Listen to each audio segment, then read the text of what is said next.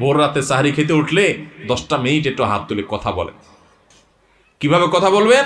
কথা বলবেন এইভাবে, ও আল্লাহ, কত গুনাহ আমি করেছি, কত পাপাচার আমি করেছি, মরতে আমার হবে, তোমার কাছে যাওয়া আমার লাগবে আল্লাহ, শয়তানের প্ররোচনা করেছি, এই রমজান মাস তুমি কত মানুষকে মাফ করে দাও।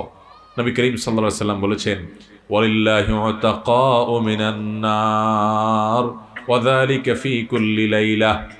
রমজানের প্রত্যেক রাতে আল্লাহ তাআলা অনেক মানুষকে সাধারণ ক্ষমা ঘোষণা করে দেন, যে যাও অমুক অমুক অমুক অমুক, যাও তোমাদেরকে মাফ করে দেওয়া হলো, জাহান্নাম থেকে মুক্ত ঘোষণা করে দেওয়া হলো। আল্লাহ কত মানুষকে আপনি সাধারণ ক্ষমা করে দিবেন। আল্লাহ আপনার সাধারণ ক্ষমা পাওয়ার জন্য কোনো যোগ্যতার দরকার হয় না, আপনি চাইলে যাকে তাকে মাফ করে দিতে পারেন। দুনিয়ার প্রেসিডেন্ট প্রধানমন্ত্রী চাইলে একটা দেশের যাকে তাকে যা খুশি তা দিয়ে দিতে পারে।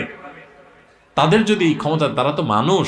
আল্লাহ আপনি তো মহান সৃষ্টিকর্তা, আপনি তো চাইলে আমার সব অপরাধগুলো মাফ করে আমাকে ফেরেশতা বানায় ফেলতে পারেন, পারেন না আল্লাহ? তো আল্লাহ আপনি আমাকে মাফ করে দেন। একটু আল্লাহর সাথে কথা বলবেন, একটু দোয়া করবেন, একটু চোখের পানি ফেলবেন, একটু সেজদায় যে আল্লাহর সাথে কথা বলবেন, একা একা কথা বলবেন, আড্ডাবাজি করবেন না শুধু।